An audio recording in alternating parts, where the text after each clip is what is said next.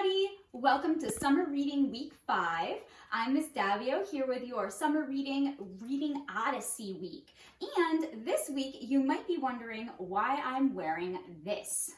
This is a toga, and I'm wearing it because we are going to be taking our magical unicorn to ancient Greece today for story time. I've got a wonderful book to read to you. It is called Young Zeus by G. Brian Carras. And this is the story of how young Zeus, with a little help from 6 monsters, 5 gods, and his mother, became god of gods, master of lightning, and ruler over all. Young Zeus.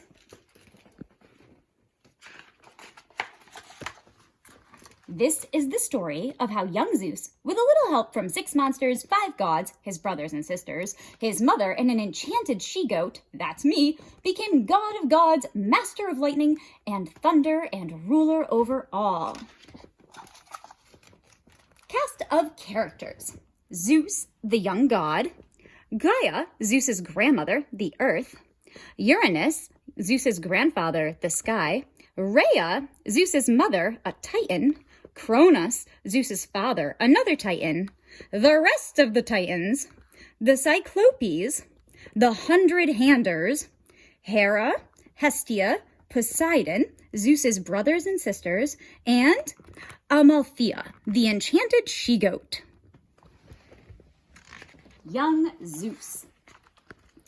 On a night long, long ago, Rhea gave her baby Zeus to Amalthea, the enchanted she-goat, who lived in a cave on the peaceful island of Crete. "Please care for my son," Rhea whispered. "Keep him safe, hidden from his evil father Cronus." "Of course," said Amalthea. With a hug and a kiss for her baby boy, Rhea said goodbye, afraid she might never see young Zeus again. On Crete, Zeus lived in golden sunshine, friend of beasts and birds, unaware of the danger should his father discover him. One evening, when Zeus was no bigger than an oak tree, he asked, "Ami, why are there no other gods to play with?" "It's complicated," said Amalthea. "Sit down and have some milk and honey. The trouble started with your grandfather, Uranus. He and your grandmother, Gaia, had many children. 12 were magnificent giants, the Titans. They were your grandfather's pride and joy. But 6 were monsters. 3 of them, the Cyclopes, had only 1 eye, and 3, the 100-handers, had 50 heads and 100 arms. Your grandfather was so ashamed of these children that he locked them in the underworld forever." Your grandmother was furious. "Cronos, my son," she commanded, "cast your father from his throne." She handed him a sickle. "Then free the Cyclopes and 100-handers from the underworld." Cronos banished his father to the bottom of the sea, but he didn't complete his task. No, he did not. He left the Cyclopes and 100-handers to suffer in the underworld and took the throne for himself. By then, Cronos was so powerful that your grandmother couldn't get him to do anything. Still, Cronos had one weakness: the fear of being overthrown by one of his own children. To make sure that could never happen, he ate up all of his babies. He swallowed them whole, and there your sisters and brothers remain, trapped inside his belly. "And that's why there are no other gods or goddesses for you to play with," said Amalthea. But, began Zeus. "No buts, just good night kisses and sweet dreams." Years went by. Zeus grew strong and happy, but also troubled by dark thoughts of his cruel father Cronos. Zeus knew one thing for sure: he had to free his brothers and sisters. But how? As often as possible, Zeus's mother Rhea secretly visited to check on him. On one such day, Rhea and Amalthea were talking while a rumble as mighty as 10 earthquakes shook the ground. In a terrible mood, Zeus had lifted a mountaintop and thrown it into the sea. Heavens, cried Rhea. It's time Zeus and I had a talk. Who are you? He asked. I'm your mother, said Rhea. Give me a hug. But Zeus did not hug his mother. You missed all my birthdays, said Zeus. I was here for every one, said Rhea. You just couldn't see me. Zeus thought for a moment, then asked the question that had been on his mind for so long. Why didn't my father swallow me? Because I outsmarted him. When you were born, I wrapped a stone in your blanket and said, Here's your son. Your father grabbed the bundle and swallowed it whole. He still thinks it's you in his belly. Wow, said Zeus. They hugged. What is it you want more than anything in the world? Asked his mother. To play with my brothers and sisters, said Zeus. Maybe I can help. Rhea handed Zeus a small vial of murky liquid, and they came up with a plan. In the dark of night, Zeus set out to find his father. Before you go, take this honey, said Amalthea. And remember, Rhea warned, keep your eye on Kronos. He is a sneak, and so are his brothers and sisters, the Titans. If they find out what you're up to, they will be boiling mad. Just then, Zeus wandered through the strange mists and unfamiliar lands. Fearful thoughts crept into his mind. What if the potion doesn't work? What if Kronos finds me before I find him? What if he tries to eat me? Just then Zeus heard rumbling. He smelled something bad. The fog lifted, and there lay Kronos, asleep. Without a moment to lose, Zeus poured the foul brew down his father's throat, and as he did, he sang a song. 1, 2, 3, 4, 5. You swallowed my brothers and sisters alive. Now drink this stuff and set them free, for I am Zeus. You didn't eat me. At once, a deadly grip locked around Zeus's neck. He choked and wheezed. The potion had failed. Suddenly, the ground trembled, and Kronos belched. Brrr. Out came the stone and blanket. Then out came Zeus's brothers and sisters, looking surprisingly good. 5 gods and goddesses of radiant beauty. I'm Zeus, your brother, said the victorious young god. Let's play. Yes, said his brothers and sisters, but first things first. They pounced on Kronos. Take that, they cried, and they threw him into the sea. The gods and goddesses embraced Zeus. I'm Hestia, your oldest sister, so I'm in charge. I'm Demeter, your next oldest sister, and no, she is not.